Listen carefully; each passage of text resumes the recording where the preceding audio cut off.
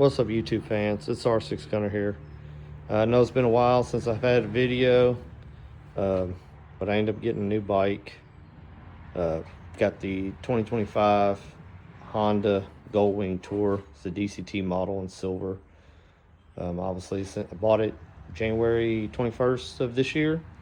I've already got a little over 2,000 miles on it, so still in that break-in period. I think the first oil change is like 4,000 miles, which still blows my mind.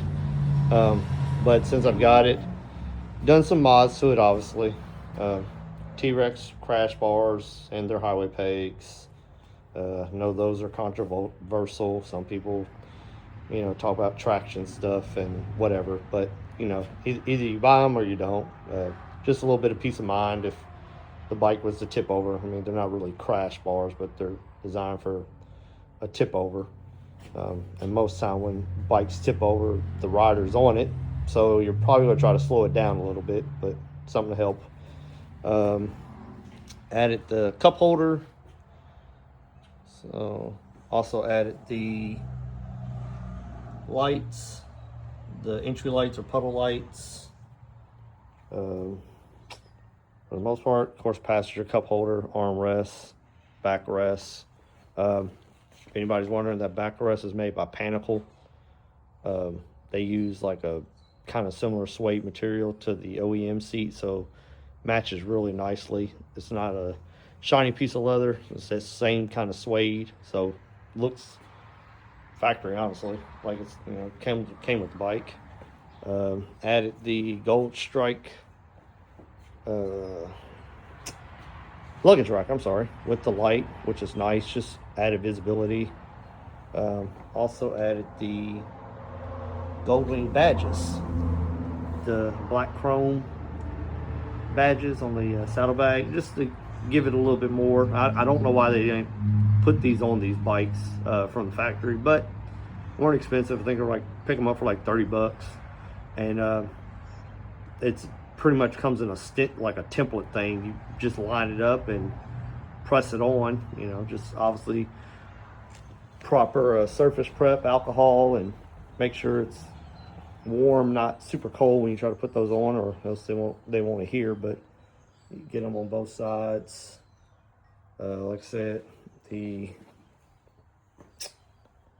other side there, engine guard. I did add the organizers too on the inside of saddlebags, which are awesome. Got those on both sides. I'll show you over here.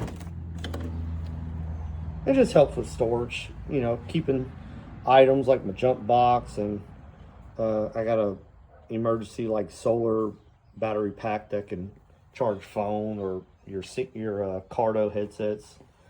Also have the organizer for the trunk, which the center pocket's perfect size for the manual. Of course, got the insurance registration stuff in there. But yeah, this is new bike, brand new. When I picked it up, it had literally 1 mile on it. Reason I ended up getting this is due to my 2022 Pursuit, which only had about 23,000 miles on it. Bike was fine, and then for whatever reason, check engine light kicked on. Figured maybe, okay, bad plugs, wasn't that. Maybe thought it was bad wires, ignition wires, wasn't that. Took it to a dealer. Dealership had it for 4 months. They were just kind of throwing ideas at it. Thought it was the O2 sensors. They replaced those, and I got it back, ran good for about 2 days, and then come find out that the dealership closed the next day after I had picked my bike up. That Indian dealership in Lexington went out of business for whatever reason. I think they got in trouble with Indian, so they had to close their doors. But luckily, there's a dealership over in Indiana that sells both Indian and Honda. And even with my check engine light on, they gave me a really good deal on my trade. So I pretty much walked away with this thing almost for little to nothing. Or we'll say probably less than the price of a brand new 600 sport bike. So, or I guess the Transalp Adventure bike, about that price. So yeah, about 10 grand. So 30-something thousand dollar motorcycle for 10 grand, and I'm not complaining too much. But yeah, this is my, like I said, my 2025 Goldwing. Wiped it down a little bit, was a little dirty, but man, this thing handles amazing. I see why guys who have Goldwings now absolutely love them, because it's basically a sport bike with a trunk and saddlebags. This thing will move. You could throw it into corners and it handles. It is so smooth and so stable. I mean, it feels like it's literally riding on rails. I have zero complaints about this motorcycle so far. And then the fact that it, can't deny Honda's reliability. These engines and these bikes, you got guys who will turn over 100, 200, 300,000 miles easily. Good friend of mine traded his 2019, and it had 125,000 miles. And the only issues he had were, I think, was a bad battery, which just happened. Honda had got a bad batch, which was replaced, and I think a recall on a fuel pump, and that was it. Other than putting oil and tires in it, that's pretty much all he's ever had to do. But once again, yeah, 2025 DCT Tour, and I wanted the anniversary one, the kind of maroon one, but obviously it was kind of hard to find one that was somewhat reasonably near where I live. So it was a toss-up between that one and the silver one, and this silver one came up, and like I said, I got offered a really good deal on it. Plus, it's silver, so it matches my pickup truck. So no complaints there.